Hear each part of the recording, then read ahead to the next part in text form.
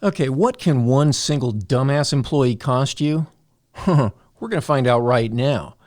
I'm going to show you how a bitchy, bossy witch just ran off a long-term loyal customer that is going to cost their restaurant about $1,500 a year. Boo-hoo. I don't know about you, but I think most restaurants would like a customer like that.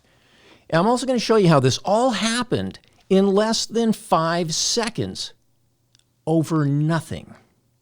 Now, you're also going to learn the one simple secret to hiring employees that guarantees that what you're about to see doesn't happen to you. And we're starting right now.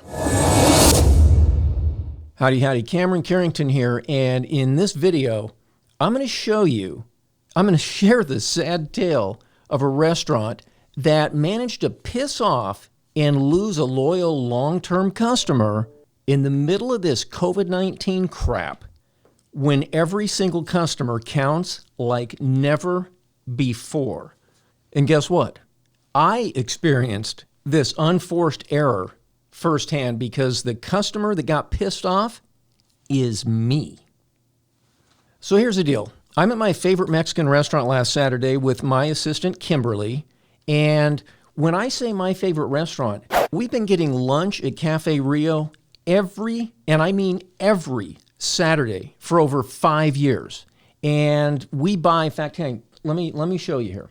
Check this out. We buy $1,000 in gift cards every year when they have that little sale, in December. $1,000. Boom! We buy $1,000 in gift cards.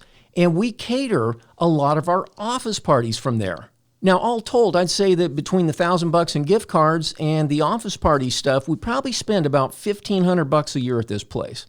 And I'll tell you, I am what you'd call a locked-in customer. As it turns out, one of their marketing guys even studies my stuff.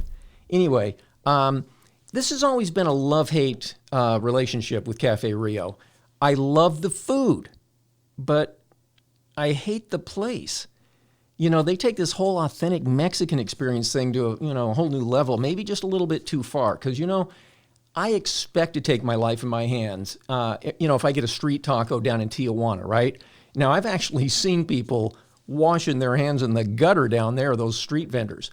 But here in America, there is just no excuse for constantly grimy windows, dirty tables, and sticky chairs, where you're sitting down in a soda pop stain.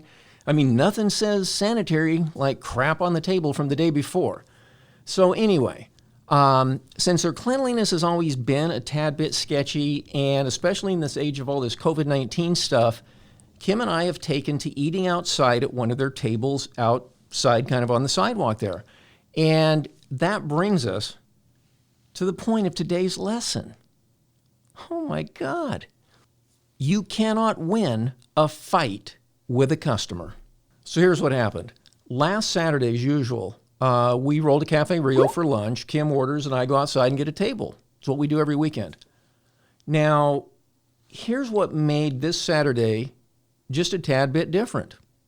So I'm going to use Google Map here just to show you. But as you can see here, the parking lot area here is in the shade. And you can see this little sidewalk right here. That's in the sun. This Saturday happened to be just a little cold, and the wind was blowing a little bit. And they had this dumb awning here. It's rolled up in this picture, but this awning is just flapping in the wind and making this incredible racket, and it's very annoying. So I decided to take this table right here and move it about 5 feet over here so I could get out of the cold into the sun, and so we could enjoy our lunch. No big deal, right? And I no sooner sit down in my seat than I hear somebody screaming, "You can't move that table!" And I'm like, what? Sir, you need to move that table back. You can't move that table. I mean, my God, this thing turns into a federal offense. Here's this maniac scolding me like I'm a child, like I farted in church. And I'm immediately thinking, where is this in the operations manual that you have to have a meltdown and go full postal on a customer for moving a table 5 feet on an outdoor patio. This is a non-issue. I moved the table 5 feet to get out of the cold and away from that damn annoying flapping awning so I could enjoy my lunch. Now, you'd have thought by the way this lady came after me that I had just murdered a kitten. So anyway, I popped up. I told Kim, I said, hey, cancel our order. We're done. And I'm telling you, as we left, several of these employees had kind of gathered outside, right, by the table in question. Now, they're somewhat bewildered, like, oh, what the hell's going on here? But defiant, like, go ahead, leave. We didn't want you here anyway. You know, they won the battle, right? They won the fight with the customer over nothing. I mean, they're like, how dare you move that table? Now, here's the deal. I love Cafe Rio, but I'm done with the place. And do they even care? Now, I'm sure somebody up in corporate would rather their employees not be running off their good, long-term, loyal customers that spend $1,500 a year. But I'll tell you what, I'm pretty sure that smug little gathering I flipped off on the way out of the parking lot could give a shit. You should have seen the look on their face. Like, good riddance. Man, that guy moved a table.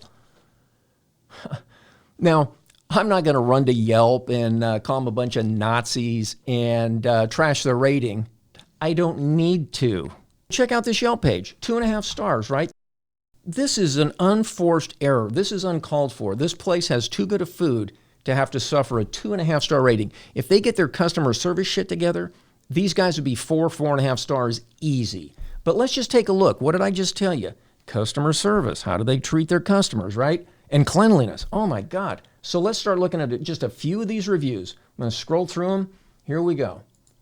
Staff training seems minimal without consistency. Every table is dirty. The place is filthy. The restaurant itself wasn't well kept and we had to wipe our own tables down. I used to have to do that all the time. That's bullshit.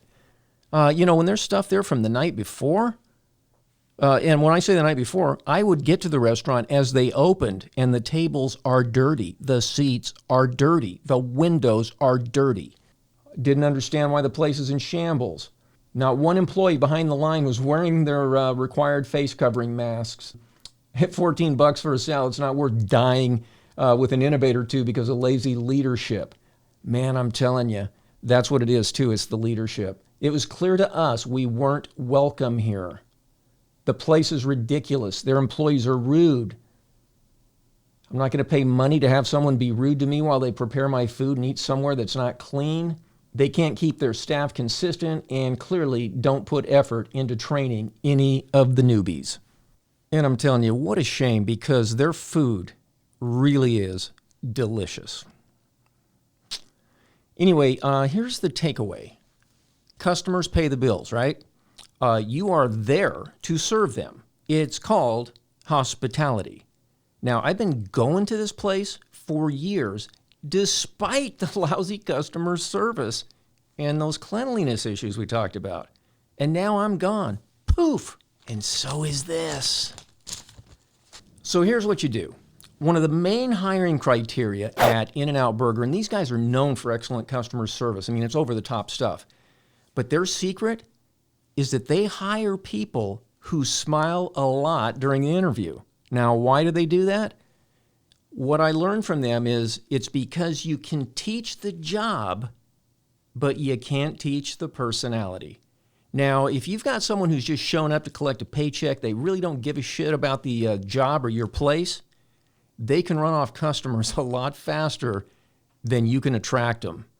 Look for those smiles when you're hiring. Now listen, I'd like your opinion. Did I overreact? Was I out of line? I mean, I did burn rubber out of the parking lot going like that, right? So tell me below how you'd handle something like this at your restaurant. I mean, I was just flat out pissed off with all the money I spent there to be treated like that. Also, if you found this video helpful, I'd really appreciate a thumbs up down there. You know, tickle that little thumbs up. And if you're not already subscribed, be sure and do that now so you don't miss a beat when I've got some new content for you. And again, thank you so much for watching. It means a lot to me. I look forward to seeing you next time. You are under arrest for felony table moving. Are you shitting me? What a dumbass.